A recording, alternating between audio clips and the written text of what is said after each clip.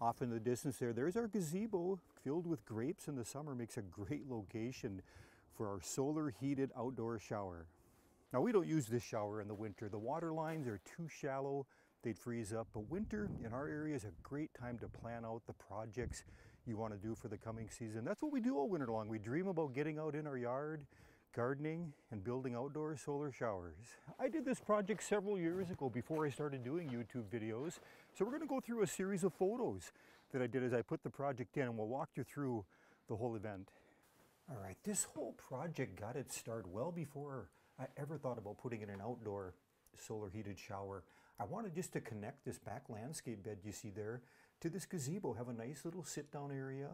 And before long, the project was coming together. We had some nice raised beds and rock gardens around it. We planted 3 valiant grapes and created some beautiful privacy right out of the gate within about 3 years. And lo and behold, the outdoor shower idea was born.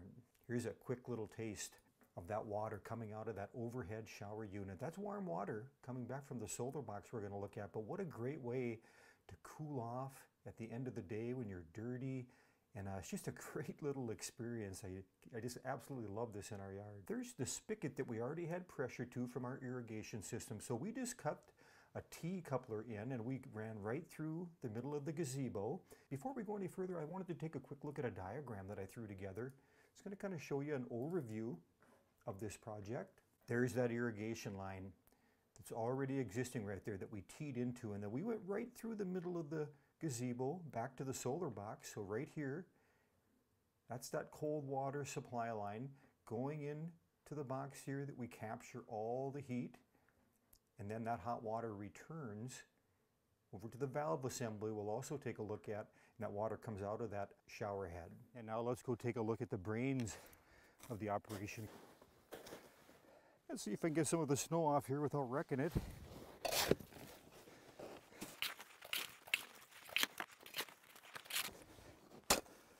We're not going to take the whole cover off. This is actually just a polycarbonate greenhouse panel that I had to cut it in half because it wasn't wide enough. I put a support structure in the middle. And one of the mistakes I made, this greenhouse panel, I didn't seal off the ends. So we ended up with a lot of dirt and debris getting in there. I'm probably going to have to replace these panels because now that they're dirty, it's not warming up quite as good as it used to. And you can see what I've done, just some simple retaining wall blocks to hold those panels on.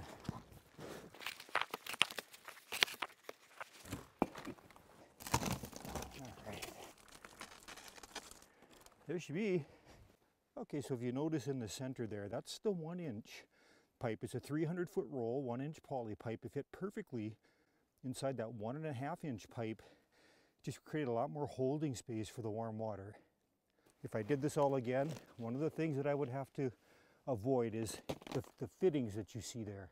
That's the coupling area for the 1-inch to the 1.5-inch. And either that it's at an angle or that it warms up too much in there. I've blown that fitting several times throughout the summer. So if I had to do this again, I'd go with only continuous pipe in there, no fittings. I would do all the fittings outside, underground. Go ahead and put this back.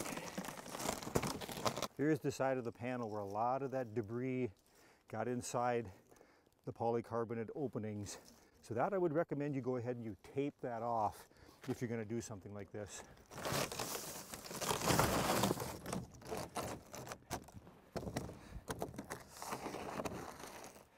Now I did not seal the box tight. I put a rubber liner on the bottom knowing that I could eventually put it around the sides also. I didn't want to capture too much heat as water builds pressure as it warms up. On a sunny day, we can get those water temperatures up over 100 degrees. There's times I actually have to mix cold water in, and I did valve it that way where I've got a cold water and hot water that I can mix the two together. And here's where we've got that cold water valve coming up that we can mix water in, and our hot water valve right there. That's what brings that water in from our solar box. The pretty shallow trench there. We just went all the way. We put both pipes right in there. I've got 1.5-inch and 1-inch pipe back there. They're just going to be stacked together. And then that return line also will come straight back through that trench you see finished up on the right there. So if you're going to aerate your lawn, be careful. You want to go maybe just a little bit deeper Look at the right photo there. That's the landscape block that you got a quick glimpse at so far, that we built that box around the pipe just to create that heat sink and have that water stay warm longer. There's the finished box as a little bit of a close-up.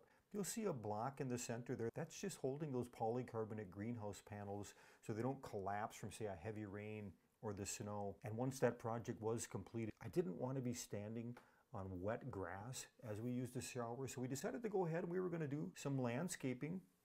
We brought in these really, really large, heavy slates and just created a real nice walking path. Knew we were going to be barefoot in there. And then we added in some field stone, you can see off to the right on each side in the center.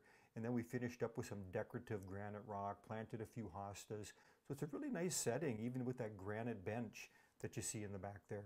I'll mention in the foreground there, that's a Bruns Siberian weeping spruce. Really nice little unique conifer there. The white flowering shrub is a limelight hydrangea. I've done a video on that, how we prune that up every season, but just a beautiful shrub. I had not mentioned, if you look there just a little bit off to the left, what the heck is that? It's a soaking tub. I thought as long as I had a shower, I might as well have a soaking tub or a hot tub. Our little setup holds water warm all the way into the evening, so as the stars are coming out, can fill this up with that 45 to 50 gallons of warm water and just soak and enjoy nature. Let's go ahead and take a little look under the hood on this one and see what's in there.